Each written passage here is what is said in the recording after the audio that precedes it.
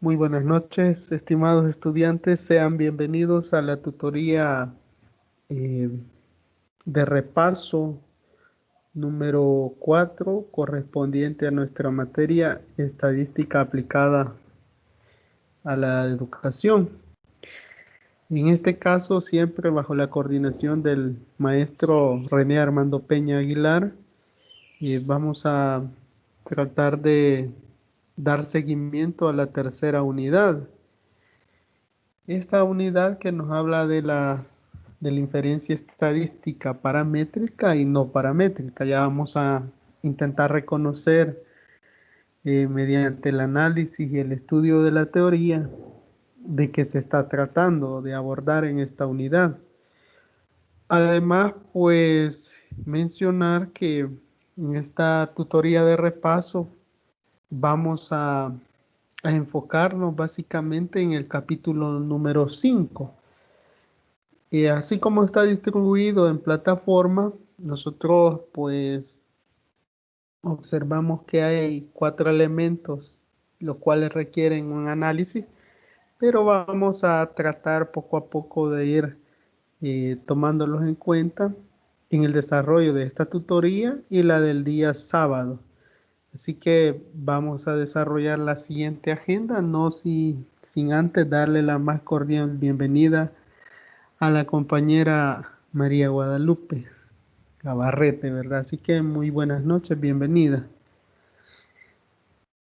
Buenas noches, muchas gracias. Bueno, un gusto tenerla por acá compartiendo esta tutoría.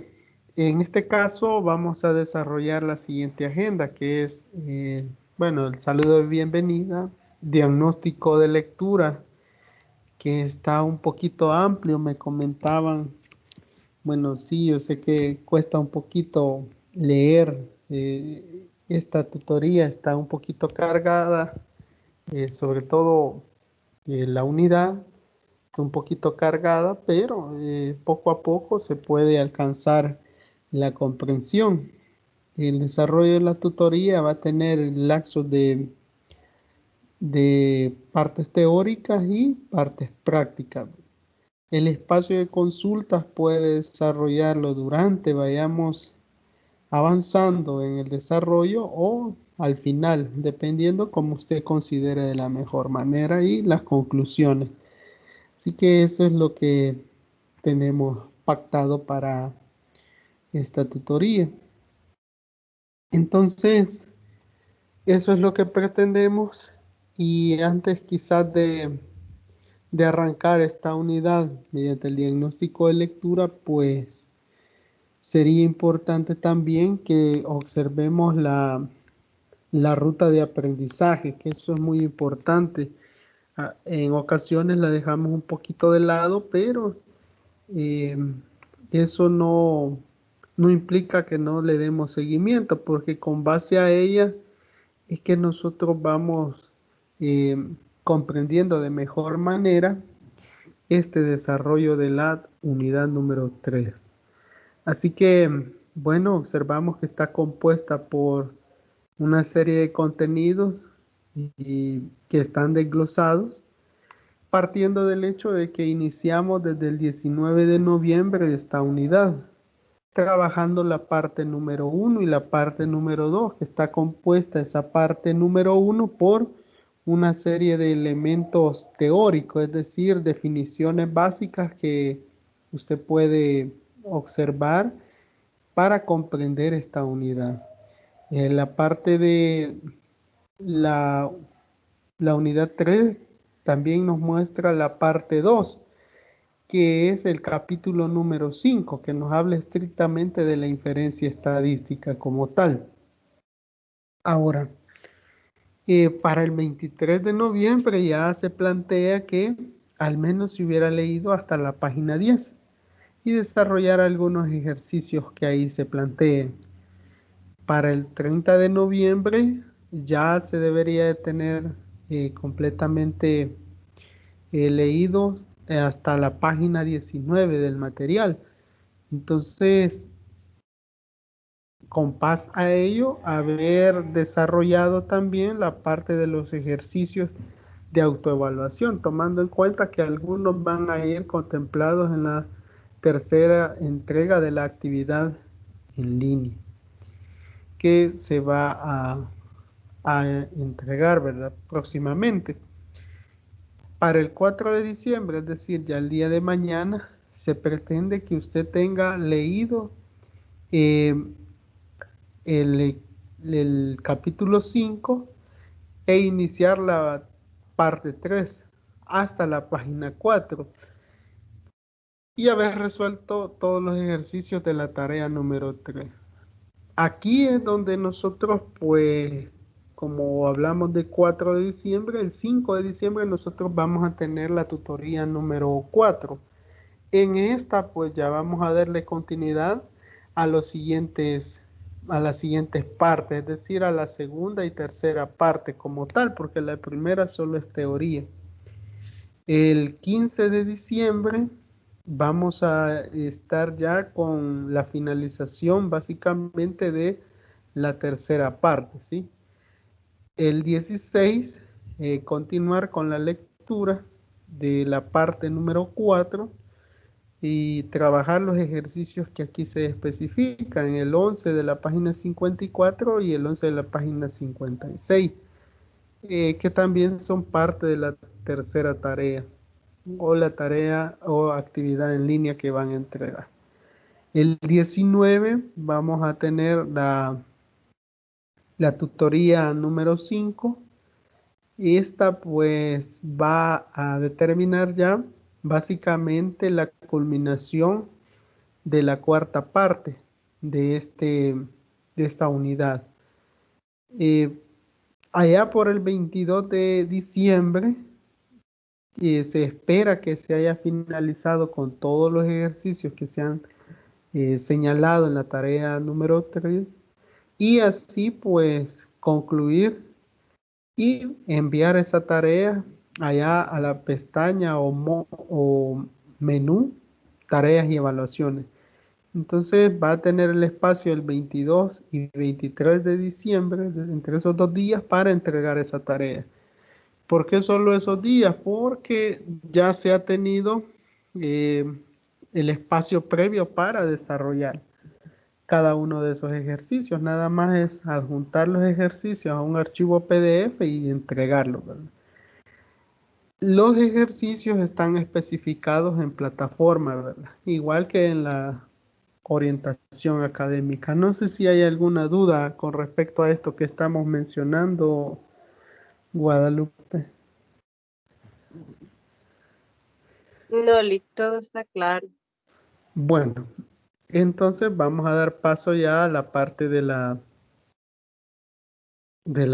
tutoría como tal. Bueno, preguntarle en el diagnóstico de lectura eh, qué tanto se ha comprendido hasta este momento sobre la unidad número 3 que está compuesta por 4 partes. La primera, que son los conceptos básicos o fundamentales de población, muestra, parámetros y estadísticos, como estimadores puntuales de parámetros poblacionales.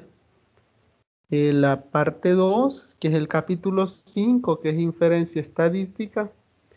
Y la tercera parte, pruebas no paramétricas y las pruebas de tablas de contingencias, que es la cuarta parte. Entonces, no sé hasta dónde ha alcanzado a leer a este momento.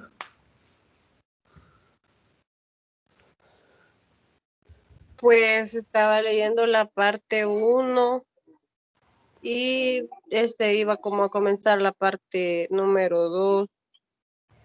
Ajá, Porque, ajá, no he alcanzado a leer mucho porque como, igual por las otras materias he tenido que hacer otras tareas y todo eso. Entonces, pero ahora en la noche me pienso quedar leyendo lo que me falta de la parte 2 porque esa iba a comenzar.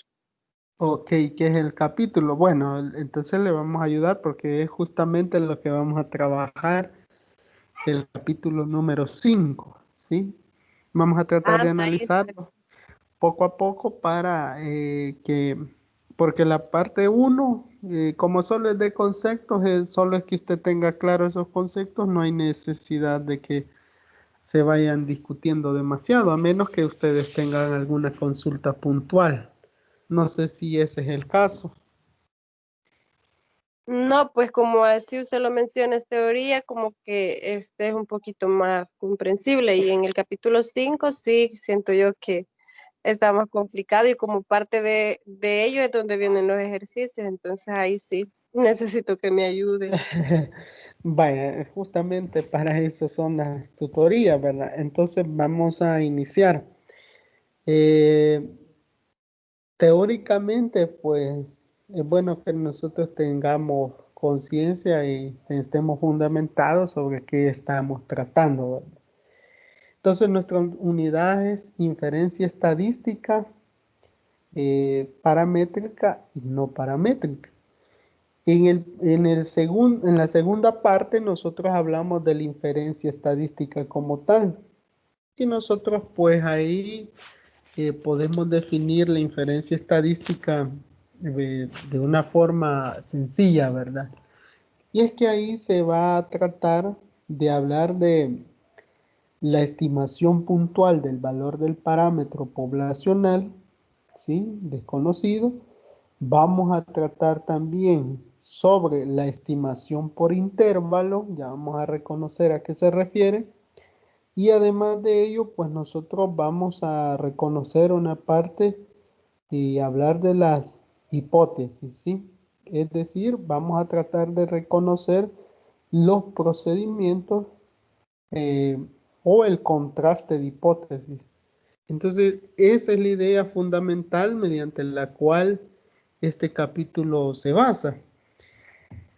Entonces, el objetivo de esta tutoría, pues, es adaptar esa teoría a la parte práctica, pero sobre todo tratar de que ustedes tengan un poquito claro eh, la teoría, ¿verdad?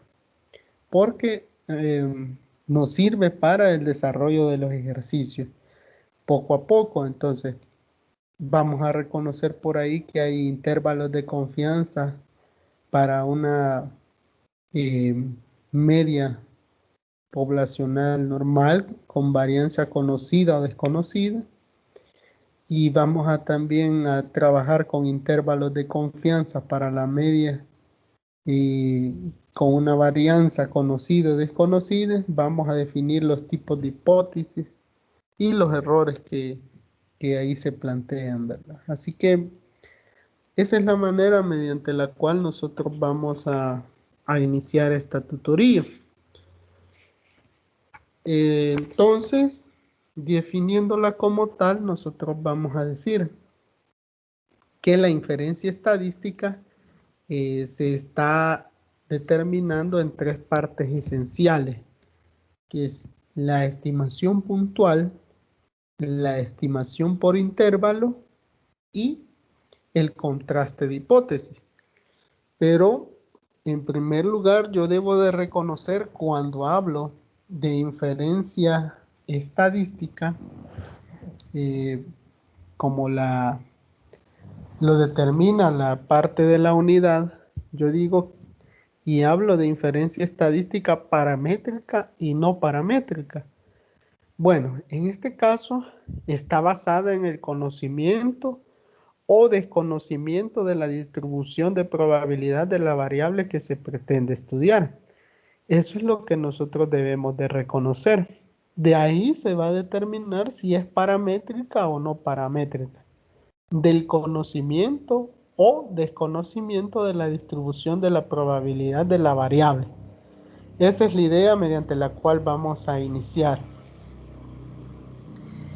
Entonces podemos definir que la estadística paramétrica utiliza cálculos y procedimientos asumiendo que conoce cómo se distribuye una variable aleatoria que nosotros pretendamos estudiar en cualquier suceso, ¿verdad? O cualquier ejercicio. Entonces, eh, es la distribución de esa variable la que nos va a determinar si es paramétrica o no.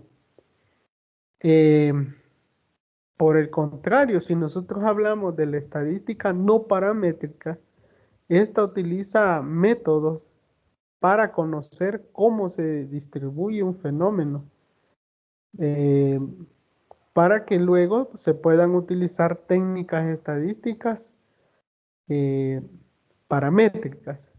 Entonces, puntualmente, si nosotros decimos estadística paramétrica, nosotros vamos a hacer referencia a una parte de la inferencia estadística que estudia o que utiliza estadísticos y criterios eh, de una resolución fundamentados en distribuciones conocidas. Esa es la definición como tal. Y si nosotros hablamos de una estadística no paramétrica, nosotros vamos a definirla que se trata de una rama de la inferencia estadística cuyos cálculos y procedimientos están fundamentados en distribuciones desconocidas. Entonces, en pocas palabras, la estadística paramétrica, yo conozco, ¿sí?, las distribuciones de la variable aleatoria. En la no paramétrica, yo no conozco las distribuciones, es decir, son desconocidas. Entonces, ahí es como nosotros procedemos a dar parte de aquí en adelante al estudio de esta unidad, conociendo qué es lo que a qué se refiere cuando nosotros decimos estadística, eh, inferencia estadística paramétrica, conozco la distribución de la variable aleatoria, y cuando digo inferencia estadística no paramétrica, me refiero a que no conozco la distribución de la variable aleatoria. Entonces, con eso nosotros vamos a partir. No sé si hay alguna duda o algo que desee que se aclare hasta este momento.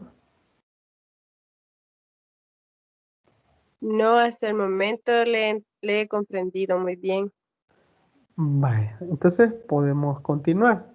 Ahora, el capítulo número 5 habla estrictamente de la inferencia estadística y tiene tres puntos esenciales que son la estimación puntual, la estimación por intervalo y el contraste de hipótesis. ¿Qué vamos a tratar de reconocer acá? Eso es lo primero que hay que tomar en cuenta, ¿verdad? Cuando yo hablo de estimación puntual, pues yo me refiero a un valor, ¿sí?, de un parámetro poblacional desconocido. En este caso, cuando yo hablo de una estimación, ¿sí?, o un parámetro poblacional, yo puedo referirme a, por ejemplo, a la desviación estándar de esa población. O puedo también referirme a la media, ¿verdad? Entonces, eso es una estimación puntual, ¿sí? Es básicamente un número que nosotros vamos a utilizar para aproximar el verdadero valor que tiene ese dicho parámetro. Entonces, ¿qué es lo que aquí vamos a tratar de desarrollar? Vamos a tratar de analizar esos parámetros poblacionales de una manera puntual. Em, Cuando eso no se puede lograr, ¿sí?, puntualizar una estimación mediante los parámetros poblacionales, entonces se pretende analizarlo con la estimación por intervalo. La estimación por intervalo, pues realmente eh, es importante porque la estimación puntual no proporciona suficiente información acerca del parámetro que nosotros estamos estudiando. Entonces eso hace que haya una especie de inexactitud en el resultado que estamos obteniendo. Entonces, ¿qué es lo que se pretende? Que con la estimación por intervalo, ¿sí?, nosotros vamos a determinar un intervalo dentro del cual se esperaría que se encuentre el valor del parámetro, el valor verdadero, ¿verdad? Por eso es que decimos que es una estimación por intervalos. Eh, Cuando ya hacemos esto, cuando nosotros estamos hablando de estimaciones, nosotros tenemos que reconocer que hay estimadores por intervalo. Y ahí en nuestro documento se menciona que son los intervalos de confianza, que a medida vayamos avanzando, los ejercicios nos brindan un intervalo de confianza mediante el cual nosotros vamos a- a resolver los ejercicios utilizando ese intervalo de confianza, ¿sí? Entonces, se espera que dentro de ese intervalo esté el conjunto de valores posibles del parámetro que estamos estimando. Entonces, eh, eso es lo que se pretende al analizar los intervalos de confianza, ¿sí? Pero cuando hablamos de eso, de, de utilizar una estimación por intervalo, nosotros también debemos de reconocer que hay un nivel de confianza y además a esto se le suma el error estándar que se tiene, porque como estoy trabajando en un intervalo, eso implica que pueden haber un nivel de confianza. A medida que crece el nivel de confianza, el error se minimiza. Entonces, eso lo vamos a ir observando poco a poco. Y además, pues nosotros vamos a trabajar por ahí eh, los contrastes de hipótesis. Hablar de contraste de hipótesis, nosotros estamos diciendo que en primer lugar debemos de reconocer que es una hipótesis como tal, ¿sí? La hipótesis, pues, es una aseveración que usted hace y esa aseveración, pues, usted la va a permitir, usted va a plantear esa hipótesis y eso va a tener o va a tomar eh, posibles valores, un parámetro de la población. Y entonces usted va a verificar la validez o no de eso, de ese valor que está adquiriendo el parámetro. ¿Cómo se va a hacer eso? Usted lo va a hacer mediante los datos muestrales, haciendo uso de las distribuciones muestrales de los estadísticos que se estén trabajando o que se deseen conocer. A eso nosotros le vamos a denominar como contraste de hipótesis. Entonces, en esas palabras, pues nosotros, así un breve resumen, eso es lo que vamos a contener o vamos a tratar de desarrollar mediante la estimación puntual y la estimación por intervalo. Y a su vez, pues viene el contraste de hipótesis. No sé si hay algo, alguna duda o algo que desee que puntualicemos.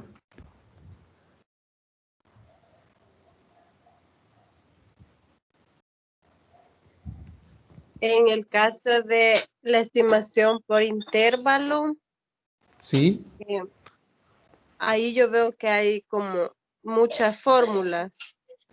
Entonces, para cada caso, digamos, para cada problema, sería como de analizar qué fórmula se va a utilizar. sí es correcto, porque ahí depende, bueno, cuando hablamos de intervalos de confianza, pues aquí en la probabilidad de que el valor verdadero, ¿sí? Del parámetro se encuentre en el intervalo que hemos construido. Y a eso nosotros le vamos a conocer como nivel de confianza. Ya vamos a ver cómo se denota. La probabilidad de equivocarnos se llama nivel de significancia. Entonces, esos intervalos se construyen mediante eh, el análisis, que si usted conoce, por ejemplo, eh, la varianza es conocida o no es conocida. Dependiendo de eso, nosotros vamos a utilizar una u otra fórmula. Y bueno, ya vamos a observar de qué manera se va a ir denotando. Entonces, para cada tipo de ejercicio, nosotros vamos a ir utilizando la fórmula que mejor nos convenga, ¿verdad? Pero eso es, ahí está detallado en nuestro documento. Ahí nos dice que cuando nosotros vamos a trabajar intervalos de confianza para la media de una población con varianza conocida o desconocida, por decirle algo, ¿verdad? Y ahí plantea cómo nosotros vamos a tratarlo. Dependiendo de ello, pues así va a ir encontrando usted también el planteamiento que tiene ese ejercicio. También lo vamos a hacer mediante el intervalo de confianza para la media de una población, siempre utilizando o observando si es la varianza conocida o desconocida. Entonces, de esa manera es como nosotros vamos a utilizar esa estimación por intervalo.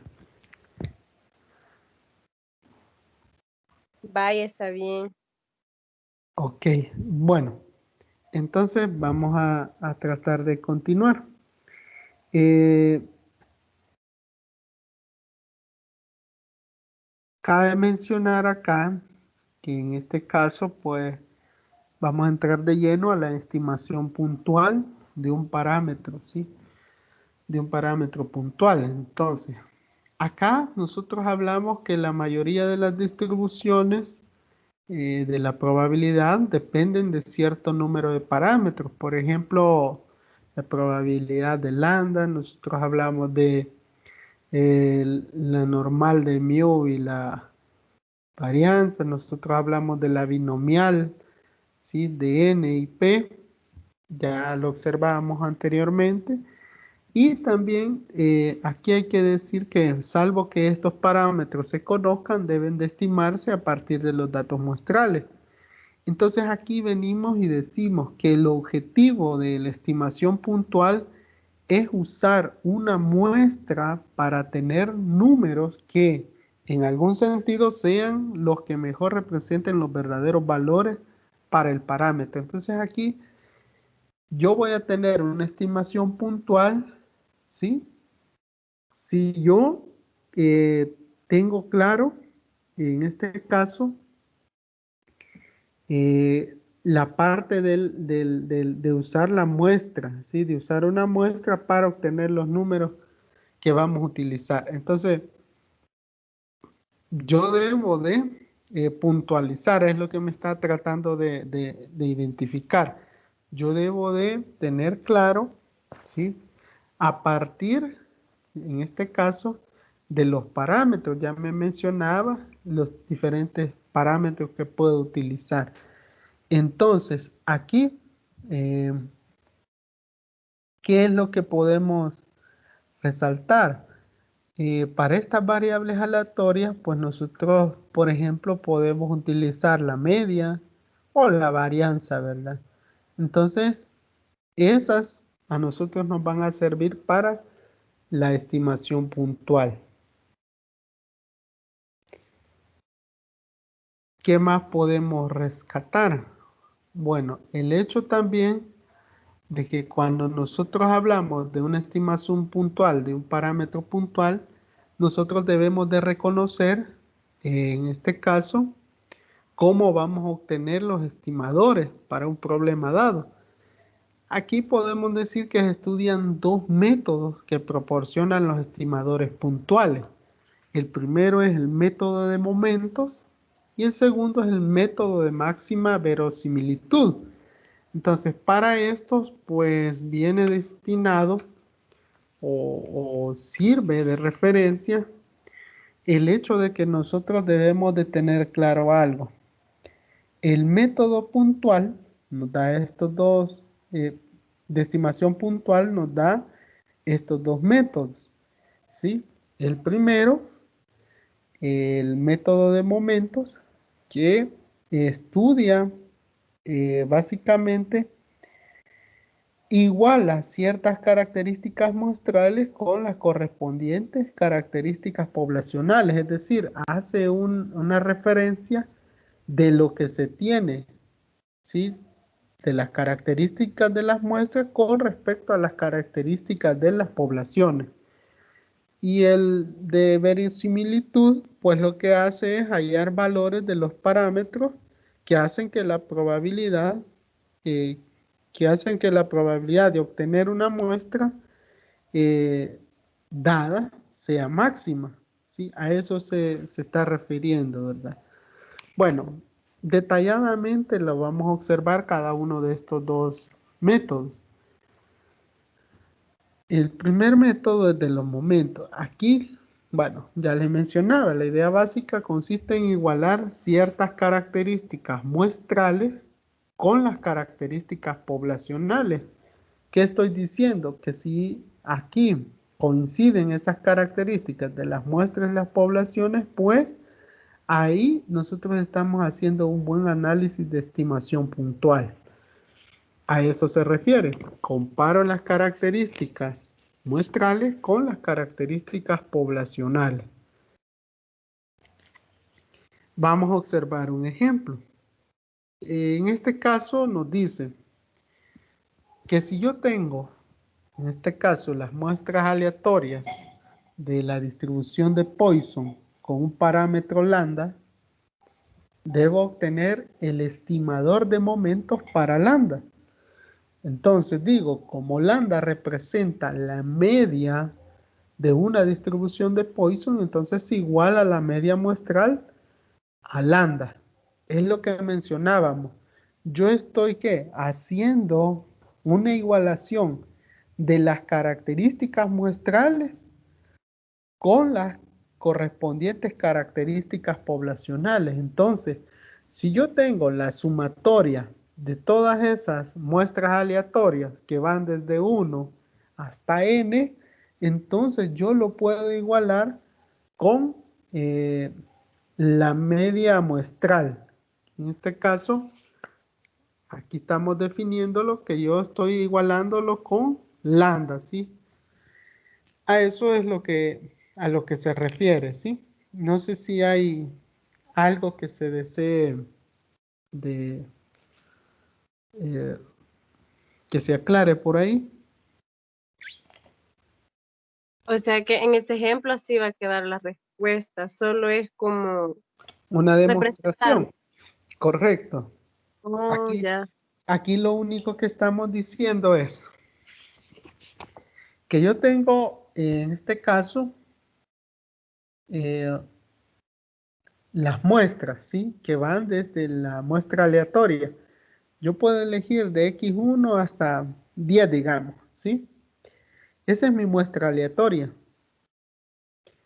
Entonces, acá tengo el parámetro lambda y el estimador de los momentos. Entonces, yo debo de encontrar ese estimador de momentos.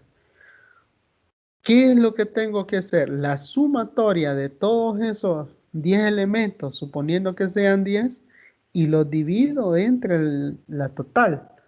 Es decir, 10 entre el total, ¿verdad? O como usted desee, la sumatoria de todos. Por ejemplo, digamos que va de 1, 2, 3, etcétera. Yo sumo todos ellos y lo divido entre los 10 elementos. Me va a dar una media. Esa media va a ser igual al, a la, al, al, al estimador de momento, ¿sí? Que está representado por lambda media, ¿verdad? Porque es básicamente encontrar o igualar las características muestrales con las características poblacionales, a eso se refiere.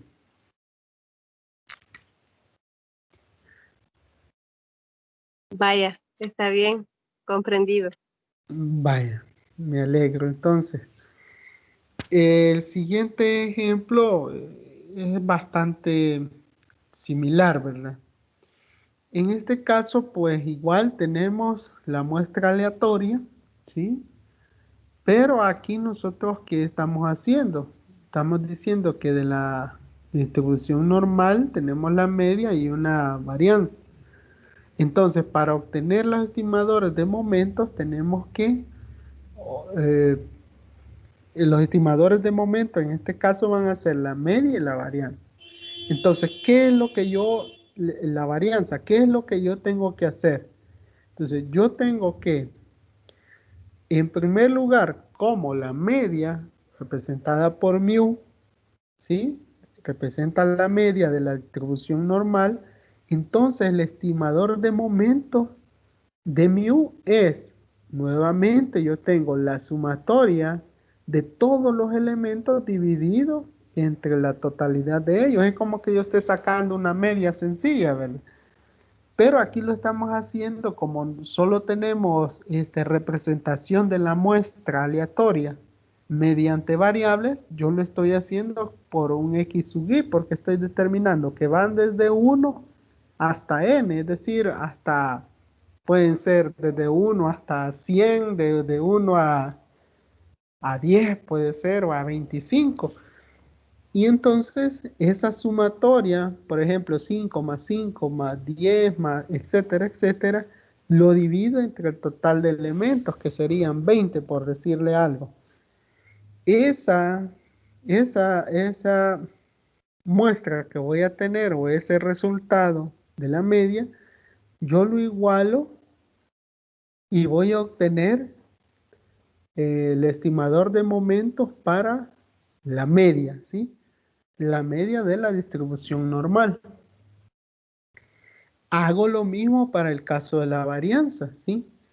En este caso, pues, como es una varianza muestral, igual yo voy a ir desde 1 hasta n, es decir, la totalidad. Como estoy hablando de varianza, tiene que ir elevado al cuadrado, ¿sí? Y lo divido entre n menos 1. Esto ya está dado por la fórmula de la varianza. Entonces, obtengo yo la varianza del estimador de momentos, ¿sí? A eso se refiere. En este caso particular, como solo estamos analizando los elementos, pues se deja la interpretación. Y esto es más importante porque lo que se pretende es que se comprenda qué es lo que se está tratando de hacer. No el hecho de tener un número muerto o un número frío. Porque aquí muy bien nosotros podíamos tener que mu, nosotros darle un valor a mu, por decirle algo, la media es 30.1, digamos, y verificar si la sumatoria de cada una de las muestras aleatorias, ¿sí? Sacando la media, coincide y debería de coincidir para que sea un estimador de momentos. A eso nos referimos igual que a la varianza muestral. No sé si hay dudas con este ejercicio. No, todo está claro. Ok, bueno, entonces pasamos al método de máxima verosimilitud. Cuando hablamos del método de máxima verosimilitud, eh, debemos de reconocer que fue introducido por el matemático Fisher en la década de 1920. Se basa en la idea de hallar los valores de los parámetros que hacen que la probabilidad de obtener una muestra dada sea máxima. Esa es la idea que se busca hacer, cumplir por acá. Entonces, ¿cómo vamos a determinarlo? La idea es encontrar los valores, ¿sí? Valores de los parámetros que hacen que la probabilidad de obtener una muestra dada sea máxima. Esa es la idea. Esta parte de acá, valores de los parámetros que hacen que la probabilidad de obtener una muestra dada sea máxima. Esa es la idea mediante la cual se trabaja el método de verosimilitud. Para ello tenemos un ejemplo ahí. Ese ejemplo a nosotros nos dice, nuevamente vamos a trabajar con una muestra aleatoria, solo que ahora con la distribución de Poisson del parámetro lambda. Obtener el estimador de máxima verosimilitud, EMV, por sus siglas en inglés, para lambda. Bueno, ¿Qué es lo que vamos a hacer? Primero, encontrar una probabilidad conjunta, es decir, la probabilidad de la muestra aleatoria de todos ellos. Bueno, mediante la fórmula que se nos da, que dice que es el exponente, ¿sí? Aquí a la menos n de lambda, multiplicado por lambda sumatoria desde 1 hasta n, por cada uno de esos, por el total de la muestra aleatoria, dividida entre la parte de acá de la distribución de Poisson mediante el parámetro desde i igual a 1 hasta n de las muestras aleatorias, ¿sí? El factorial de las muestras aleatorias. Esto que está acá, nosotros podemos decir que es la función de verosimilitud. Usted la encuentra un poquito rara, un poquito tediosa, y puede decir, puchica, eso sí está fregado, ¿verdad? Pero no debe de preocuparse demasiado, porque el hecho es de que nosotros estamos tratando de interpretar poco a poco, y en este caso vamos a hablar del logaritmo natural de la función de verosimilitud. Bueno, viene dado por todo esto. Yo quiero que acá tengamos claro algo, y antes de avanzar, en este caso, usted lo observa bien complicado, pero aquí nada más lo que estamos haciendo es tratar eh, de hallar los valores de los parámetros, ¿sí? Para llegar a la muestra máxima. Entonces, no lo vamos a complicar tanto por el hecho de estar analizando cada uno de los elementos, ¿sí? Por ejemplo, aquí usted lo podía leer tranquilamente, decir que es n, el total de las muestras, multiplicado por lambda más la sumatoria de 1 hasta n de las muestras y el logaritmo natural de lambda, menos nuevamente la sumatoria de los elementos, el logaritmo natural del factorial de las muestras. Entonces, muestras aleatorias. Entonces, así es como usted encontraría la función de verosimilitud utilizando el logaritmo natural. Y así sucesivamente usted podría determinar derivando e igualando. Yo sé que esto es demasiado complicado y usted me va a decir, no, mire que está muy tedioso. La idea acá, en este caso, es que yo quiero que se comprenda que si estamos hablando de un lambda eh, media igual a una media muestral, entonces el estimador de máxima verosimilitud de lambda es igual al que se obtuvo con el método de los momentos. Este debe de coincidir, ¿sí? Si nosotros estamos realizando de buena manera estos métodos, debe de coincidir el utilizar la parte de los valores de los parámetros, ¿sí? Que hacen que la probabilidad de obtener una muestra dada sea máxima. A eso se refiere. Entonces, este método es, siempre vamos a llegar al mismo elemento, es decir, llegar al, a la respuesta que nos dé el método de momento, ¿sí? Solo son dos métodos distintos, pero que a su vez encontrarán el mismo resultado. No sé si hay algo, alguna duda o algo que...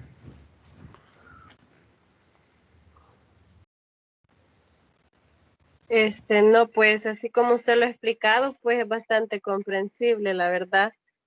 Porque sí, las fórmulas dan miedo, pero sí, sí, usted lo ha explicado muy bien. Vaya, entonces, bueno, me alegra entonces, vamos a continuar. Pero si hay dudas, ahí le invito a que me pregunte porque eso es importante. Bueno, en este caso ya hablamos de los dos métodos que se tiene para la estimación puntual de un parámetro puntual. Pero si hablamos de ello, nosotros tenemos que reconocer o vamos a hablar también las propiedades de un buen estimador, ¿sí? En este caso, como nosotros estamos hablando de muestras, ¿verdad? De muestras aleatorias, el estimador puntual del parámetro que nosotros tenemos por acá, en este caso, pues, mediante lo que hemos trabajado, nosotros vamos a obtener siempre, en este caso, que determinar si el estimador puntual, que nosotros hemos encontrado del parámetro, ¿sí? El que nosotros hemos encontrado es, en este caso, es insesgado, ¿sí? A eso se refiere, que si ese estimador, en este caso, es insesgado. ¿Cómo voy a determinarlo? Que si este estimador representado acá, estimador puntual, el estimador puntual del parámetro teta es igual a siempre a teta. ¿Qué estoy diciendo? Que si el estimador es insesgado, ¿sí? Es decir, que no tiene sesgo, se denomina sesgo de el parámetro, ¿sí? Del parámetro que a nosotros nos permite que AB estimador puntual sea igual al estimador puntual menos teta. Por lo tanto, el estimador es insesgado si la distribución tiene como valor esperado el valor para estimar. Vaya, en otras palabras, porque yo sé que mucha vuelta damos. ¿Qué estoy tratando de decir con la definición de las propiedades del buen estimador? Yo estoy diciendo que si un estimador es insesgado, yo lo voy a determinar así si su distribución tiene como valor esperado el parámetro a estimar. O sea, lo que yo ando buscando, si yo ya más o menos sé qué es lo que se pretende encontrar, entonces yo voy a determinar fácilmente la parte del estimador puntual del parámetro poblacional. Decir que no va a tener sesgo. A eso se refiere. La idea es que el buen estimador no tenga sesgo, ¿sí? Que sea insesgado.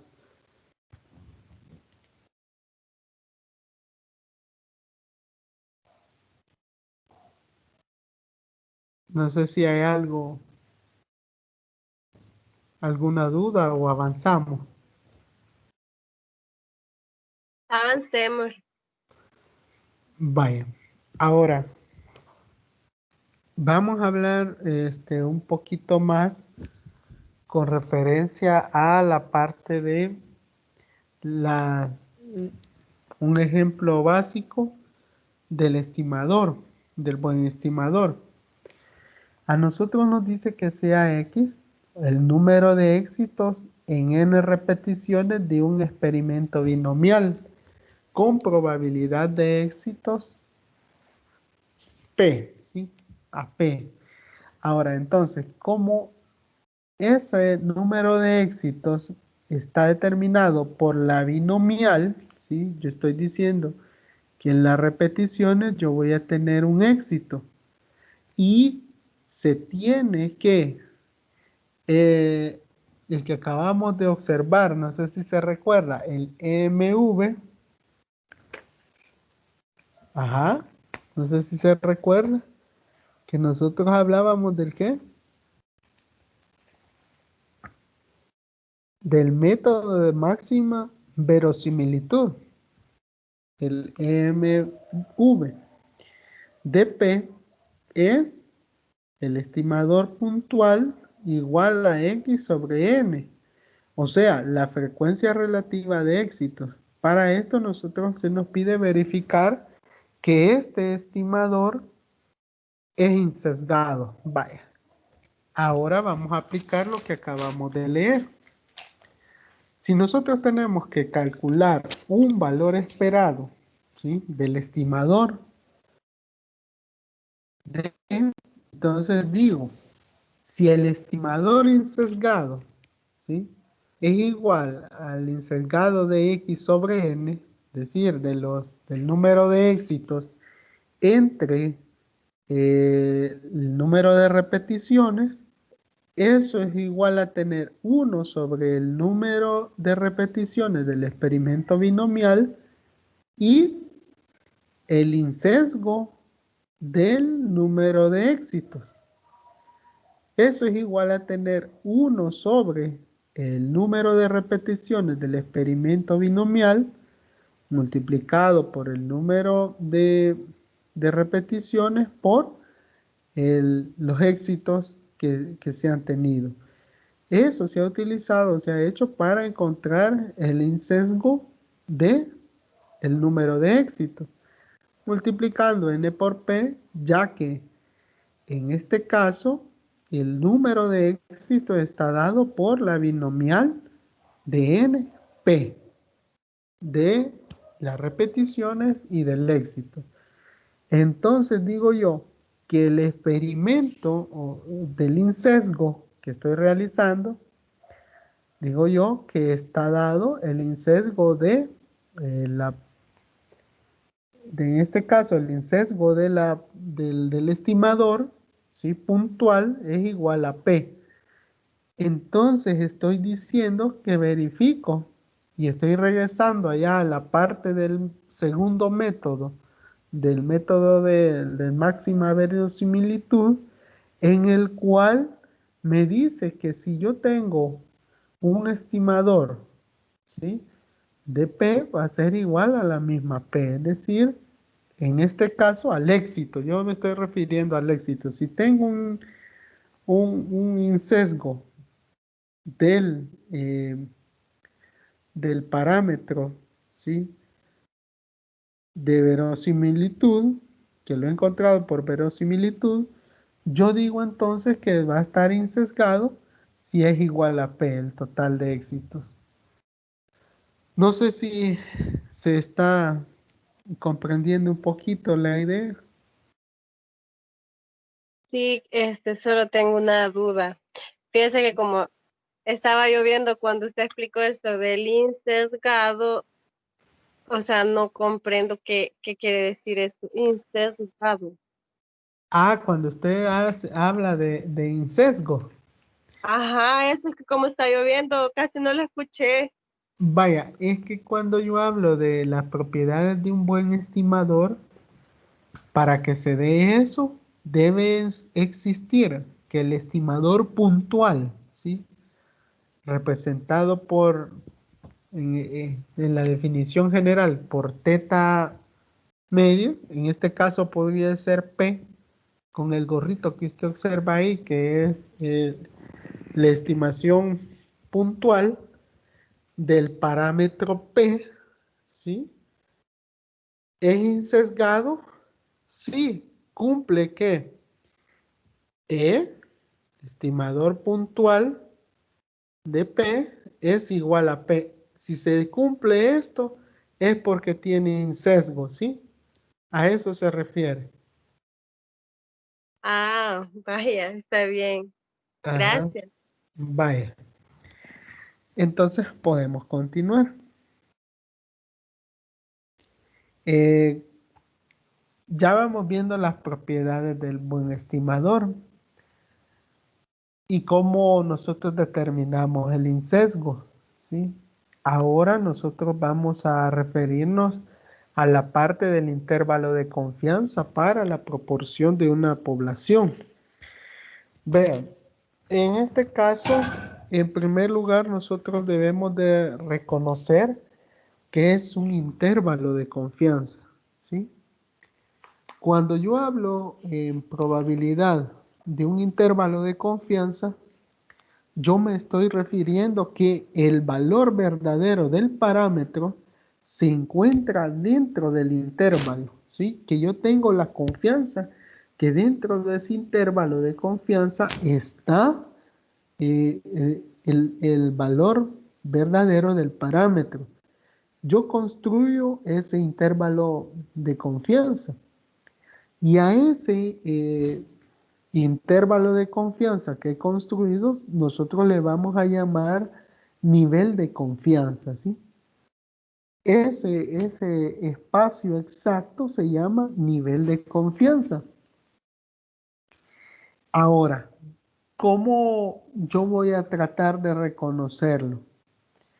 El nivel de confianza, en este caso, está dado eh, para una proporción de una población, está dado por la fórmula que le presento en esta ocasión, que es, en este caso, la proporción del buen estimador, ¿sí? En este caso, bueno, yo estoy hablando de la parte inicial que nosotros estábamos trabajando, que hablábamos de la parte de los métodos de estimación puntual. Entonces yo tengo el estimador puntual por acá, menos, aquí cuando yo hago referencia a esto, yo estoy diciendo que estoy calculando la proporción, ¿sí?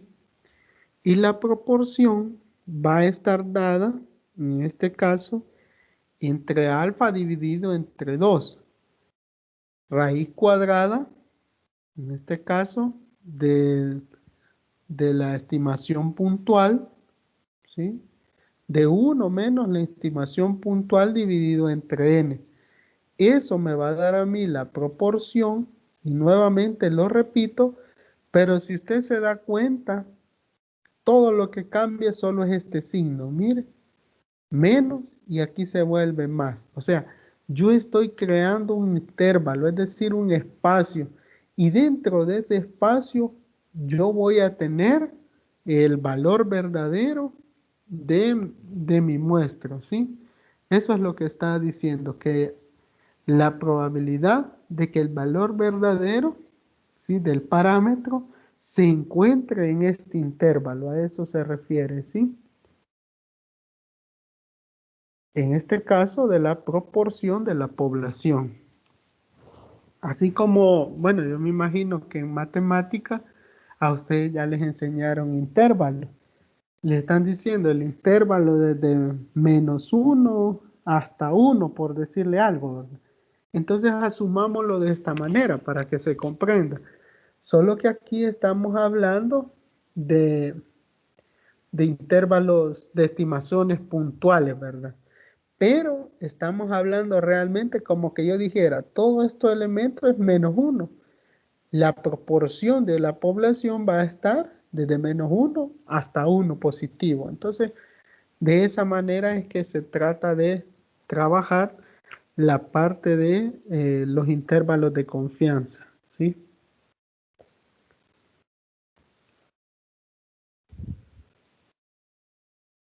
Bueno, aquí también, bueno, voy a mencionar algo muy importante.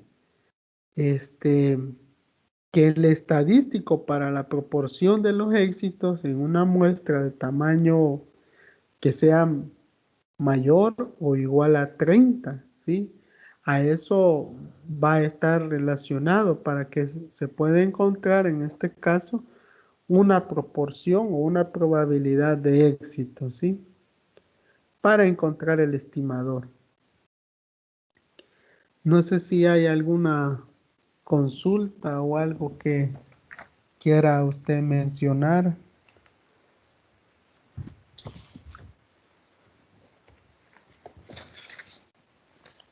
No, solo que eso de los intervalos, más o menos así lo había relacionado, como lo que nos enseñan en matemática.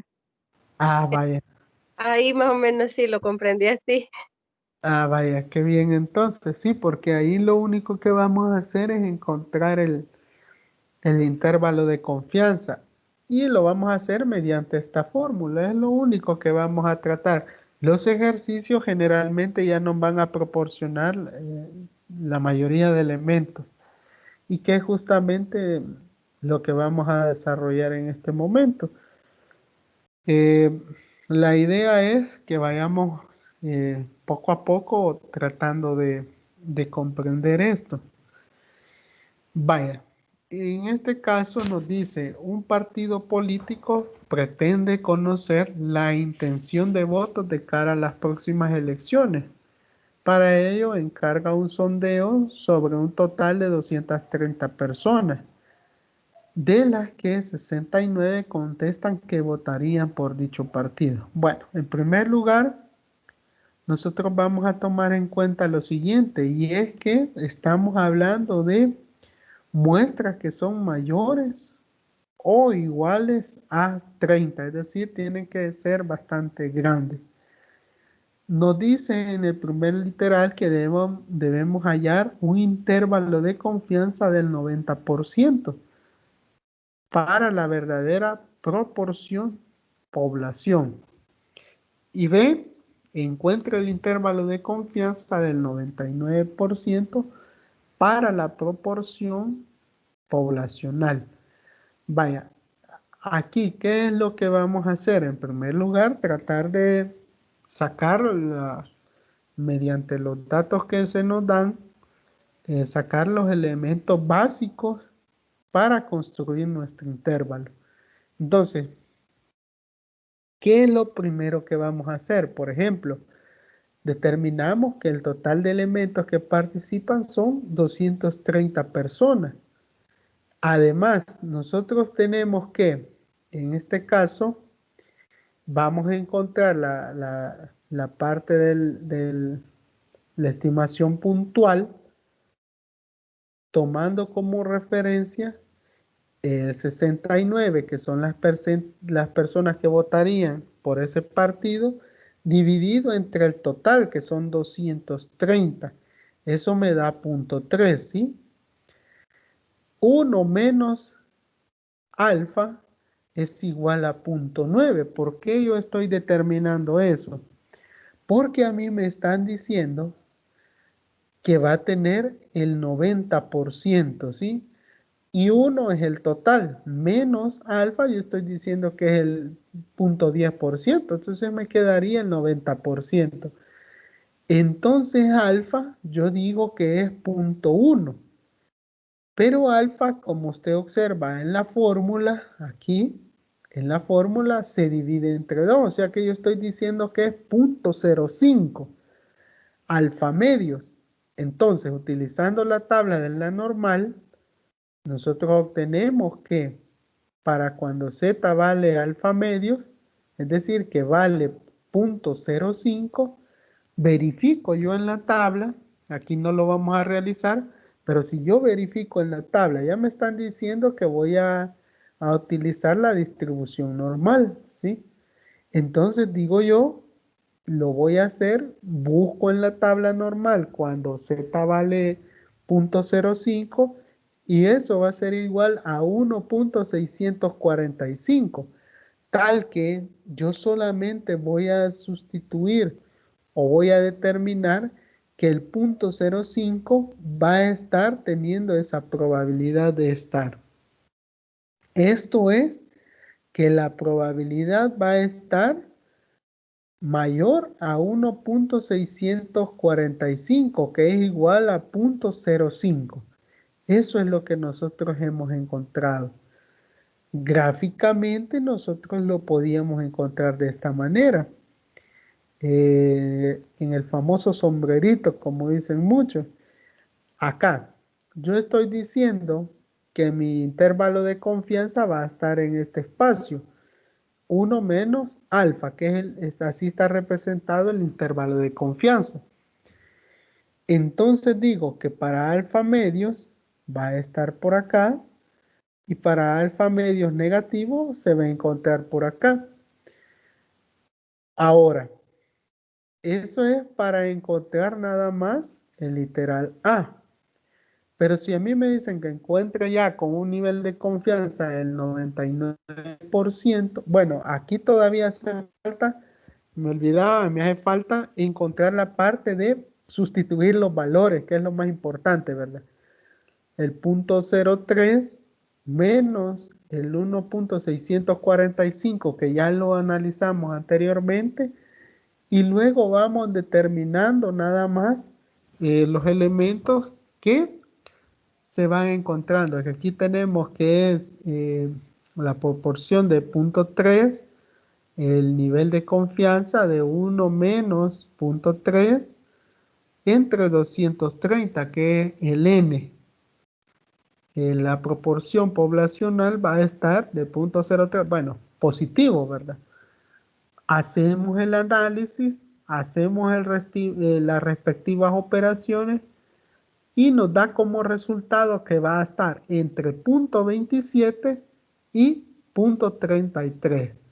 En este rango o en este intervalo de confianza va a estar el resultado que se está buscando para encontrar que se encuentra con el 90% de confianza para la verdadera proporción de la población, ¿sí? Acá, desde 0.27 hasta 0.33. Si usted observa, es bastante pequeño el intervalo de confianza para un 90%.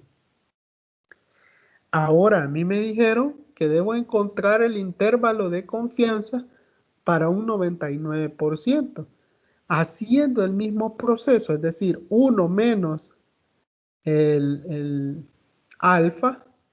Alfa tomaría el valor de 0.99. Si yo le resto a 1 el 0.99, me quedaría 0.01. Luego divido alfa medios, que yo lo tengo que utilizar en la fórmula, donde dice z alfa medio, sería igual a tener 0.005. Entonces, nuevamente me desplazo a la tabla de la distribución normal, busco para un valor de 0.005, lo cual a mí me daría 2.545, tal que el valor que he encontrado va a ser igual para el 0.05, o sea, para alfa medios. Ahora, aplicándolo para un intervalo de confianza del 99% para la proporción de la población, entonces diría que es de 0.3 menos 2.545 raíz cuadrada de 0.3 factor de 1 menos 0.3 dividido entre 230. Igual sería al otro extremo, solamente que al otro miembro, solamente que con signo positivo. Uno es negativo y el otro es positivo. Negativo, positivo. Al realizar las operaciones tendría 0.3 menos 0.0769 hasta 0.3 más 0.0769. Lo que sería en este caso tener el intervalo de una proporción para una población desde 0.2231 hasta 0.3769. Esto para un intervalo de confianza del 99%. ¿Sí? En este caso, pues observamos que es un poquito más amplio que el anterior, porque aquel estaba de 0.27 a 0.33 y el de 0.2231 a 0.3769. Quiero aclarar algo. Mientras más grande sea el intervalo de confianza, ¿sí? Perdón, que le damos, por ejemplo, en el primero le damos 90%, ¿sí?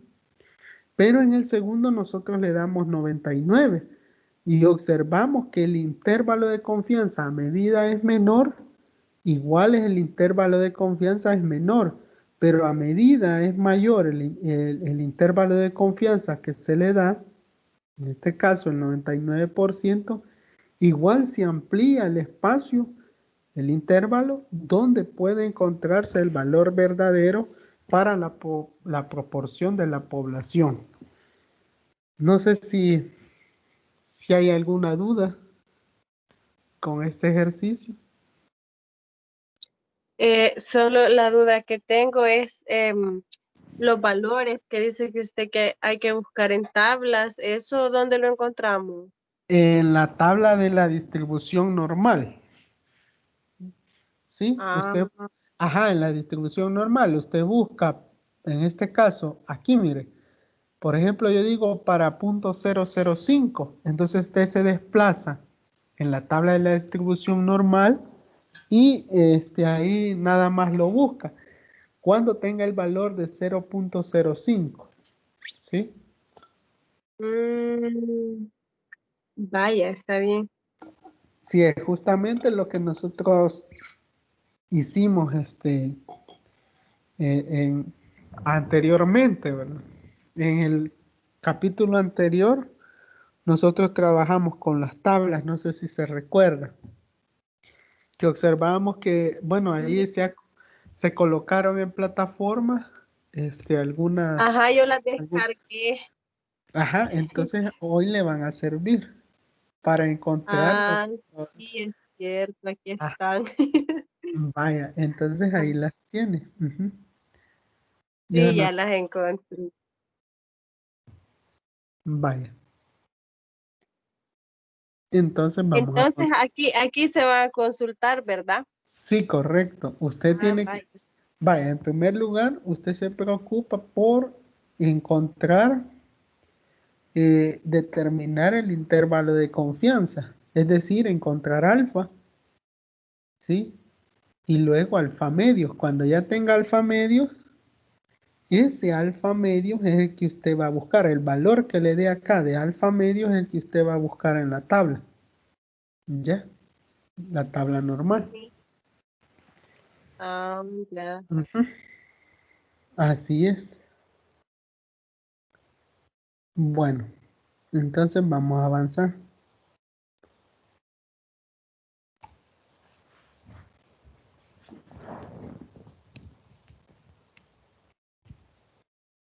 Ahora vamos a hablar del intervalo de confianza para la media de una población con varianza conocida o desconocida. Bueno, en este caso, pues la probabilidad de que el valor verdadero del parámetro se encuentre en el intervalo construido, ¿sí? Se denomina nivel de confianza, lo que le mencionaba anteriormente, y se denota por uno menos alfa, que es lo que acabamos de realizar anteriormente, ¿verdad? Que decíamos uno menos el 90% nos daba 0.1. Luego dividíamos alfa medios y nos daba 0.05, ¿verdad? Entonces, ahora la probabilidad de equivocarnos se llama nivel de significancia. O sea, la probabilidad de que usted se equivoque, ¿sí? En el desarrollo, bueno, en el ejercicio como tal, o sea, del ejemplo o del ejercicio que usted está desarrollando se llama nivel de significancia. O sea, este alfa que nosotros tenemos se llama nivel de significancia. Ahora, generalmente se construyen intervalos con confianza de uno menos alfa. Acá, ¿verdad? 95%.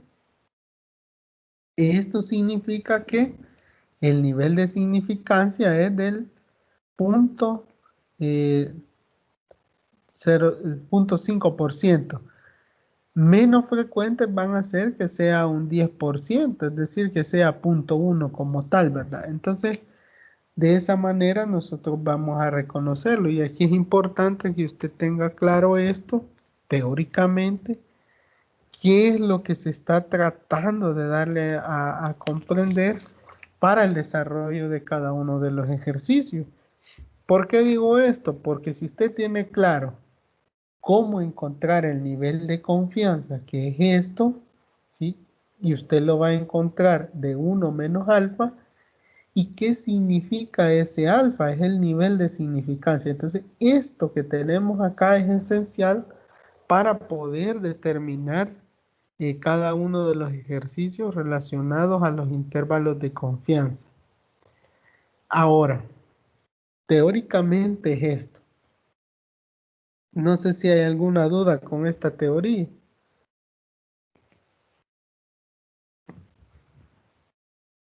Por el momento no. Vaya, entonces vamos a tratar de avanzar. Aquí, cuando nosotros estamos hablando de los intervalos de confianza, hay algo que nos mencionaba y es cuando hay varianza conocida y cuando hay varianza desconocida. Yo he tratado de resumirles por acá cómo es ese tratamiento o qué fórmula vamos a utilizar. Porque en este caso, nosotros vamos a decir o vamos a definir en este caso, por ejemplo, cuando yo conozco la varianza, ¿sí? Cuando es conocida la varianza, es importante que usted tenga claro que vamos a tener una media poblacional. Es lo que nosotros vamos a tratar de encontrar, la media poblacional, mediante la media muestral, que es esta, ¿verdad? Esta es la muestral y mu es la poblacional, ¿sí? Entonces, esto es básicamente, como yo le decía, tratar de reconocer el hecho de que estamos trabajando. No sé si, bueno, vamos a seguir con la varianza desconocida. Siempre yo trato de encontrar la parte de la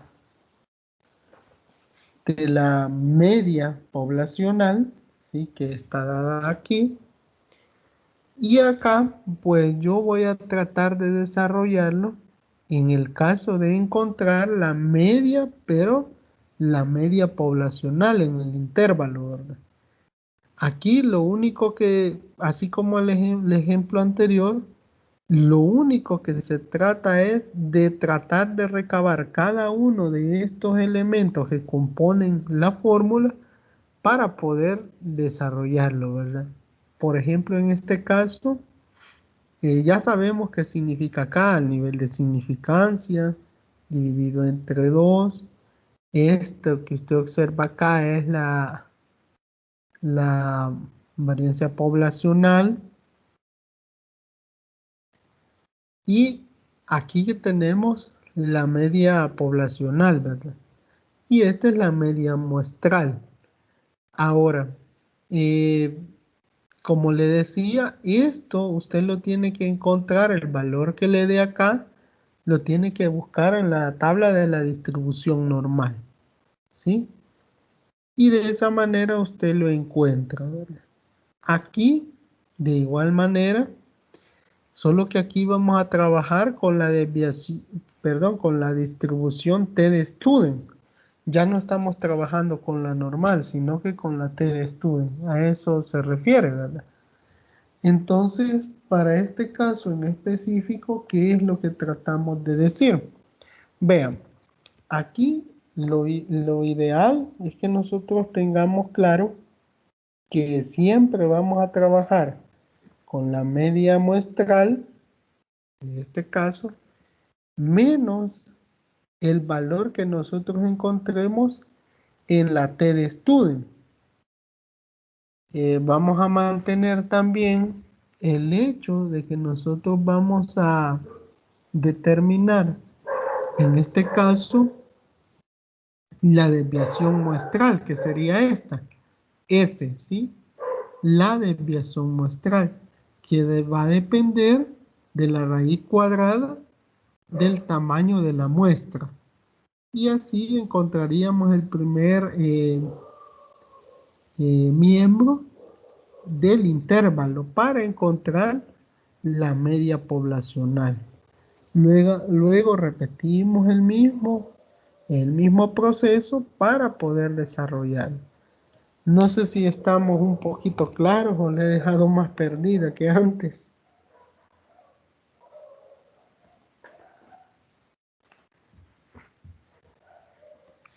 Pues sí, la verdad que no, casi no le entiendo. pero quizás es porque como no he leído la teoría, ¿verdad? Por eso. Ajá, sí, vaya. Aquí lo único que yo quiero que usted tenga un poquito claro es qué fórmula voy a ocupar. Si yo tengo la varianza conocida, voy a utilizar esta. Y la solución del ejercicio va a ser similar a la que hicimos con la distribución normal, solo que vamos a utilizar estos valores, ¿sí?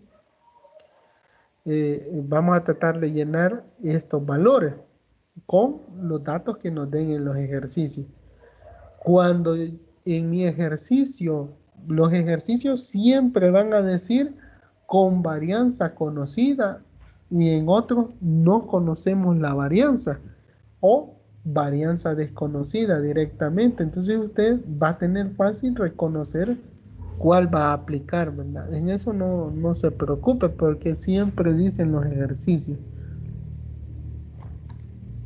Ah, vaya, entonces Sí. sí, está bien. Ajá, o al menos usted debe tener un poquito de astucia en el momento de la lectura, porque debe ir leyendo cuidadosamente, porque generalmente los ejercicios dicen, dada la, bueno, y ahí empiezan a decir, y dicen, por ejemplo, la varianza es tal, ¿verdad? Entonces usted asume directamente, ah, ya tengo la varianza, entonces es varianza conocida y estoy aplicando esto, ¿verdad? Pero en otros ejercicios nada más usted no va a encontrar la varianza, ni siquiera se la van a mencionar. Ah, entonces dice usted, estoy hablando de un ejemplo o un ejercicio de varianza desconocida. Y así es como usted va a tratar de desarrollarlo, ¿verdad? Vaya, está bien. Ujú. Entonces sí, comprendido. Ajá, esos son los tips que le puedo dejar en este momento. Ah, vaya, muchas Ujú. gracias. No, y con la lectura del material va a ir observándolo, ¿verdad? Bueno, entonces de esa manera vamos a trabajar. Ahora, cuando nosotros hablamos de contrastes de hipótesis, es un procedimiento sistemático para una prueba de hipótesis de una muestra. Siempre reconozcamos que estamos hablando de muestras, ¿verdad? Porque analizar completamente una población es imposible, ¿verdad? Así que el paso uno es plantear la hipótesis nula. Cuando yo hablo de hipótesis, bueno, ya vamos a observar qué es hipótesis nula y la hipótesis alternativa. Una que es H sub 0 y la otra que es H sub 1. El paso 2 es seleccionar el nivel de significancia que yo voy a tener, ¿verdad? Y como tercer punto, yo voy a definir el estadístico de prueba. Va, en el primer caso, cuando yo digo que voy a plantear la hipótesis nula y la hipótesis alternativa, yo estoy diciendo, en este caso, cuando digo hipótesis nula, que va a ser el valor específico del parámetro de la población, no de la muestra como tal o del estadístico de la muestra, sino que yo estoy hablando del parámetro de la población, ¿sí? O sea, de todo. Ahora, cuando yo estoy tratando de hablar de esa hipótesis nula, pues debo de decir que es una aseveración que estoy realizando, ¿sí? Que no se rechaza a menos que los datos muestrales a mí me proporcionen una evidencia significativa en la cual me digan que esa hipótesis nula es falsa. Y así, pues yo debo de aceptar la hipótesis alternativa, que es H sub 1. Esa hipótesis alternativa, pues es otra aseveración, pero que debe ser contraria a la hipótesis nula, si no, no tiene sentido lo que estoy realizando. Por ejemplo, yo puedo decir, bueno, así fácil vamos a decir directamente, algo con un poquito de sentido, digo yo. Digo, hoy, en la materia estadística aplicada a la educación, a nivel nacional, se conectó menos del 50% de los estudiantes inscritos. Esa es mi hipótesis nula. Por lo tanto, la hipótesis alternativa va a ser lo contrario. Puedo decir, eh, los estudiantes de la materia estadística aplicada a la educación se conectan casi el 100%, es decir, o próximo al 100%. Entonces es lo inverso, básicamente. Yo estoy diciendo, cuando haga el análisis, ¿sí? El análisis de esa muestra, ¿sí? De ese estadístico de la muestra, entonces yo voy a aceptar o rechazar. O sea, va a ser algo tan tajante que me va a permitir aceptar o no esa hipótesis nula. Si yo la acepto, entonces dejo como definitiva la hipótesis nula.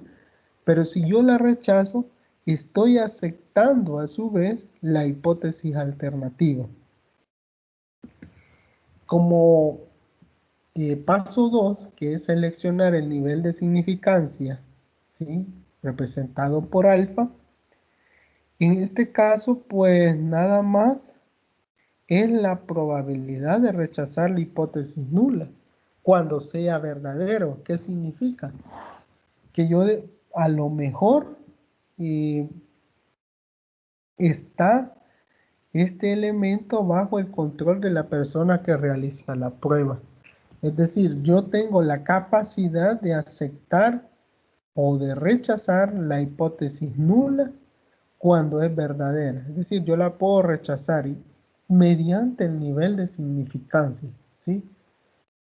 Es decir, ya lo mencionábamos nosotros. ¿Qué es el nivel de significancia? Nosotros decíamos que era la probabilidad de equivocarnos, ¿sí? Eso es el nivel de significancia, la probabilidad de equivocarnos.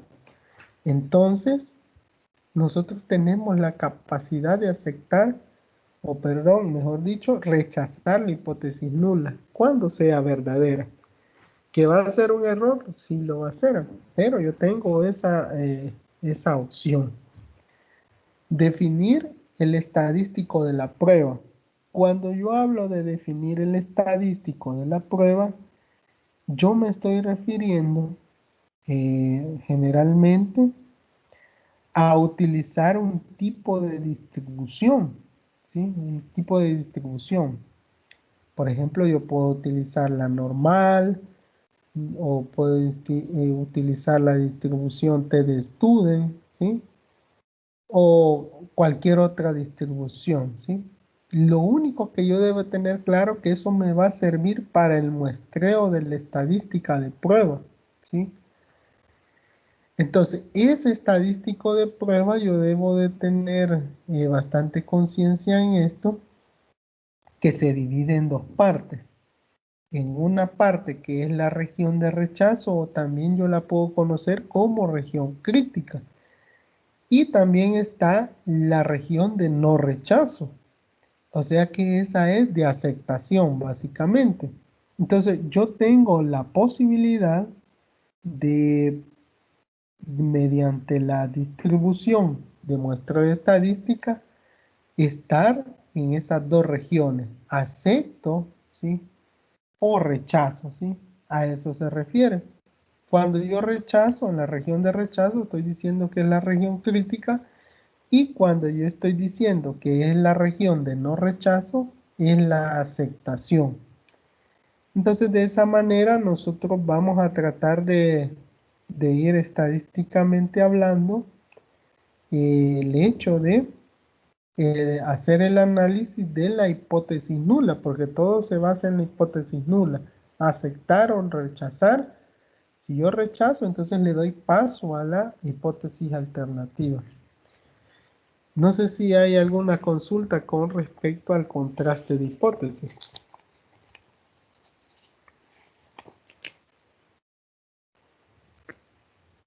el momento no. A ver, en un ejemplo, a ver cómo, si lo comprendo mejor. Vaya, ya vamos a ver. Sí, aunque el fin de semana me parece, bueno, ahí nos ha mencionado algo el maestro. Vamos a ver si lo, si de verdad se plantea eso. Ya vamos a ver. Vamos a continuar. Vaya. Hay, hay que reconocer también, con respecto, si hablamos de hipótesis, tenemos que reconocer los tipos de errores, ¿sí? ¿Por qué? Hay tipos de errores y esos errores son con referencia a la aceptación o no de una hipótesis, ¿sí? Entonces, esos errores pues van, como le decía, 100% relacionados con la hipótesis estadística que nosotros estamos determinando, es decir, la aseveración que estamos haciendo con referencia al parámetro poblacional. Entonces, al hablar de una hipótesis estadística, nosotros podemos realizar mediante esa tabla un cotejo mediante el cual podemos determinar los tipos de errores, ¿sí?, que se pueden cometer al realizar un contraste de hipótesis. El primero sería, eh, bueno, las opciones que tenemos en la parte superior tenemos la hipótesis nula es cierta o la hipótesis nula es falsa. Es decir, que la hipótesis alternativa es cierta, ¿sí? O sea, de ahí no se escapa. O es falsa la hipótesis nula, lo cual indica que es verdadera la hipótesis alternativa. Ahora, si yo rechazo la hipótesis nula cuando esta es verdadera, yo estoy cometiendo el error tipo 1. Pero si yo rechazo la hipótesis nula cuando esta es falsa, mi decisión es correcta, porque yo le voy a dar paso a la hipótesis alternativa. Ahora viene el caso, no se rechaza la hipótesis nula, pero la hipótesis nula es cierta. Entonces yo estoy dando una decisión correcta porque no la he rechazado, porque es cierta esa hipótesis nula. Pero si yo vengo y rechazo, perdón, no rechazo la hipótesis nula y la hipótesis nula es falsa, estoy cometiendo el error tipo 2. Ahora, ¿qué conlleva cometer el error tipo 1 y el error tipo 2? En la tabla se comprende, pero ya más teóricamente puedo decir, el error tipo 1 consiste en rechazar una hipótesis nula correcta. La probabilidad de un error de tipo 1 es igual a alfa y se denomina nivel de significación. Su cálculo es el siguiente, ahí nos da error tipo 1 es igual a la probabilidad de rechazar la hipótesis nula, dado que la hipótesis nula es cierta. El error tipo 2, no rechazo una hipótesis nula y la probabilidad de un error de tipo 2 es igual a beta. Y se obtiene como beta igual probabilidad de aceptar la hipótesis nula, dado que la hipótesis nula es falsa. Entonces, lo que está en la tabla, ¿sí?, resumido en la tabla, yo lo puedo leer de esta manera. No sé si queda un poquito claro cuando nosotros hablamos de los errores, de los tipos de errores. Sí, sí, está comprendido. Vaya, entonces vamos a continuar. Vea, ahí mediante usted vaya leyendo se va dando cuenta que no está muy complicado como aparenta, ¿verdad? Es poco a poco. Bueno, luego llegamos a la prueba de hipótesis de normalidad. o la prueba de hipótesis sobre una proporción de una población. Aquí nosotros hablamos directamente de la prueba de Kolmogorov y Smirnov, ¿sí? En la cual, pues, en este caso, es independiente a la distribución poblacional especificada en la hipótesis. Y los valores críticos de este estadístico, pues nosotros, como ya lo hemos observado, están dados por la parte inicial, que es que nosotros hablemos específicamente de la hipótesis nula, ¿sí? Cuando yo digo que es P igual a P sub 0. Aquí también la alternativa, yo puedo decir, en este caso específico, que es P diferente de P sub 0. Ahora, este estadístico de prueba está formado como, ahí lo menciona, Z prueba, ¿sí? Igual a los elementos de la muestra divididos entre el total menos la hipótesis nula. Ahora, o el P sub 0, dividido entre la raíz cuadrada de P sub 0 de 1 menos P sub 0 entre el total de elementos. Ese P sub 0 nosotros lo vamos a reconocer como la proporción de la proporción propuesta, ¿verdad? Entonces acá, ¿qué es lo que vamos a determinar? En este caso, bueno, aquí nos da específicamente las ocurrencias de estudio, el total de los elementos en observación, la proporción de la muestra y la proporción compuesta y la desviación estándar de la proporción. Vaya, aquí con esta prueba de Kolmogorov, ¿qué es lo que vamos a hacer? Generalmente nosotros vamos a tratar de darle estudio a proporciones de una población como tal, ¿sí? Utilizando la distribución normal. Esa es la idea mediante la cual nosotros vamos a trabajar. ¿Qué más podemos plantear? Vamos a ver por acá.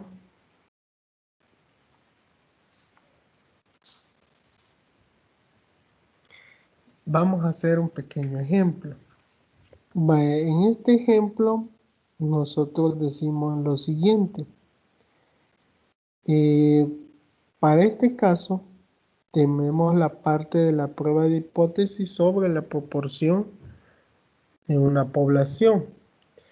Se nos dice que suponga que se ha tomado una muestra de n de igual a 200 y se obtuvo que la proporción, ¿sí?, estimada es de 0.45. Nos pide realizar el contraste de hipótesis de el 99% de confianza para la hipótesis nula, que va a ser igual a P a 0.4, y la hipótesis alternativa, que es P diferente de 0.4. Como usted muy bien observa, y le decía yo, la hipótesis nula va a ser lo contrario de la hipótesis alternativa siempre, ¿sí? Ahora, ¿qué estoy tratando de realizar? En primer lugar, pues debo de reconocer que ahí se tiene, en este caso, un nivel de significancia del 0.01. Entonces, si lo divido, ¿sí?, entre alfa entre 2 va a ser igual a 0.005. Igual vamos a utilizar la tabla de la normal para encontrar que eso es igual a 2.575. Y aquí está graficado cómo se desarrollaría, ¿verdad? Miren, generalmente nosotros vamos a colocar el elemento que encontramos o el valor que encontramos en una parte positiva y en la otra negativa, ¿sí?, haciendo referencia que estamos tratando de 0.005 o el valor que a nosotros se nos dé. Para encontrar la desviación estándar de la proporción de una población, nosotros decimos, en este caso, que estamos hablando de que 0.4, que es mi hipótesis nula, multiplicado por 1 menos el 0.4. Esto ya es de la fórmula, ¿verdad? Entre n, que es 200, eso voy a obtenerlo, que es 0.0346. Y ahí hemos encontrado una parte de la solución del ejercicio. ¿Por qué? Nosotros necesitamos observar lo siguiente, y es que al sustituir la desviación estándar del famoso proporción inicial, eso es igual a tener 0.4 o la proporción nula, de la hipótesis nula. Y el análisis del estadístico como tal, yo estoy diciendo que voy a tener, en este caso, una proporción puntual igual a 0.45 en el estadístico de prueba. Entonces, ¿qué hago? Nuevamente tomo la fórmula y nada más voy a sustituir los valores 0.45 menos 0.4 dividido entre 0.0346, que es lo que he encontrado, lo que sería igual a tener a 1.45. Ahora, aquí usted observa que va a estar dentro del intervalo que se está planteando. Entonces yo puedo decir que está en la zona de aceptación o dentro de la zona de aceptación de la hipótesis nula. Por lo tanto, no debo de rechazar esa hipótesis nula. En otras palabras, yo estoy diciendo, ¿sí?, que puede ser que la hipótesis nula va a ser de la proporción igual a la proporción inicial. La hipótesis alternativa va a ser mayor a esa proporción inicial, o puede ser menor a esa proporción inicial, pero pues va a ser distinta. ¿Por qué es distinta? Puede ser mayor o menor, pero no puede ser igual a la proporción inicial. ¿Por qué? Porque si yo digo que es menor, está fuera del rango de aceptación de la hipótesis nula. Si digo que es mayor, también está fuera del rango de aceptación de la hipótesis nula.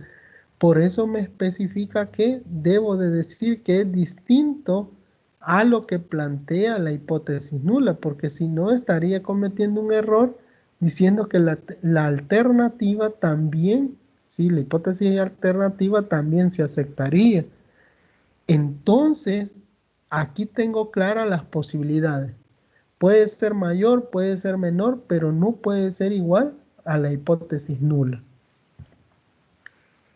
No sé si está un poquito claro hoy sí en la parte del tratamiento de hipótesis. Y hoy sí se ha Hoy comprendido mejor. sí, de una mejor manera, ¿verdad? Entonces, y con esa idea es que nosotros vamos a ir trabajando. A medida usted lo vaya leyendo, va a ir encontrando más entendible este documento. Ahora, ya casi vamos finalizando y ya es un poquito noche, ¿verdad? Entonces, la idea es que lea lo que se está planteando para poder comprender de mejor manera lo que se está tratando de dar a entender, ¿verdad? Solamente leyéndolo usted puede conocer qué es lo que se está diciendo acá, ¿verdad? No sé si hay consultas, algo que no haya quedado claro de esta tutoría, algo que se desee, ¿sí? En la parte, quiero ver, en este último ejercicio, al principio,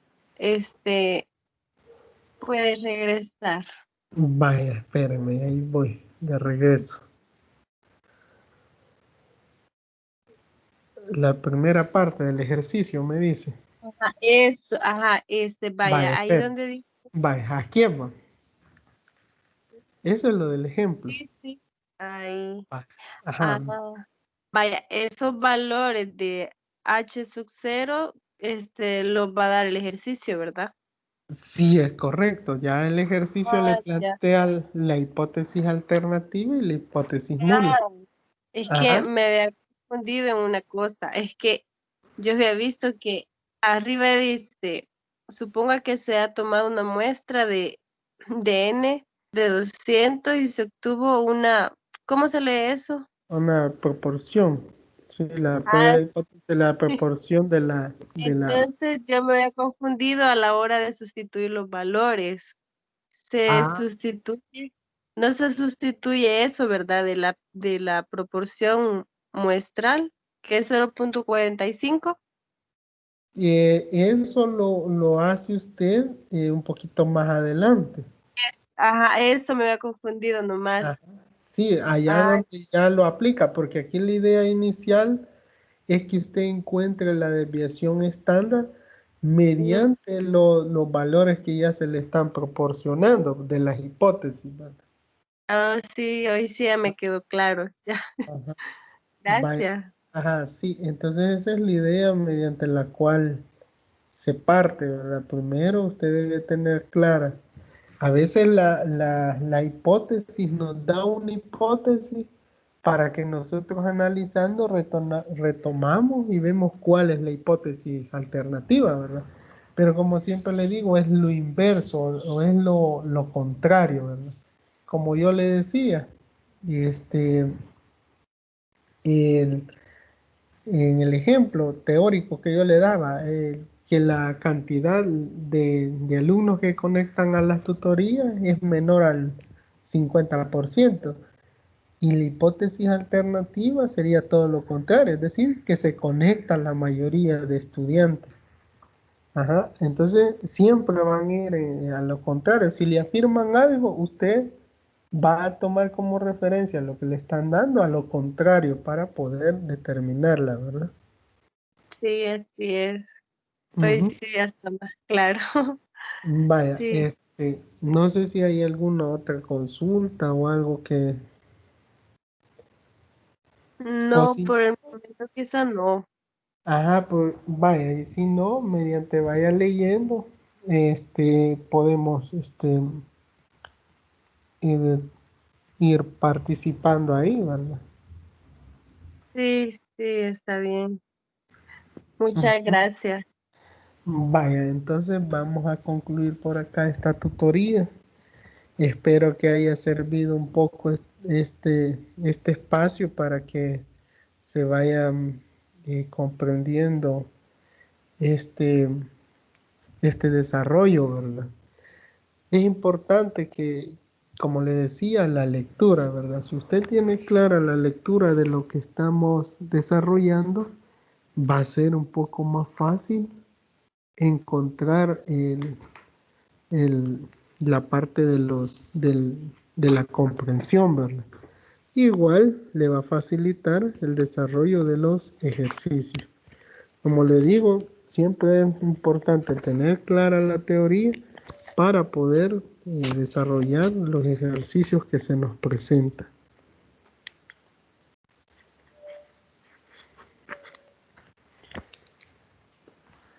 Bueno, si no hay más consultas, nos quedamos por acá. No sé si está bien ya o...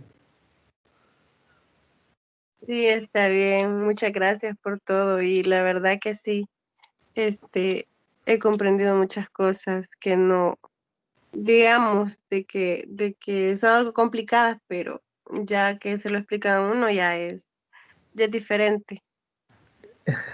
Bueno, me alegra, sí, porque si no se comprende, es un poquito difícil para mí, ¿verdad? Porque significa que no estoy haciendo mayor cosa. Mi función es solventar dudas, ¿verdad? Así que, como le digo, a medida usted vaya leyendo, ahí pueden haber dudas y usted me puede preguntar por cualquiera de los medios, ¿verdad?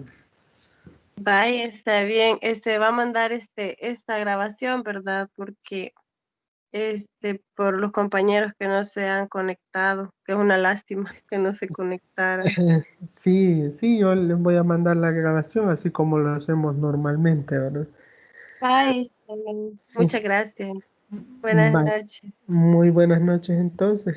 Así vamos a concluir de esta manera la tutoría de repaso número 4. Muy buenas noches.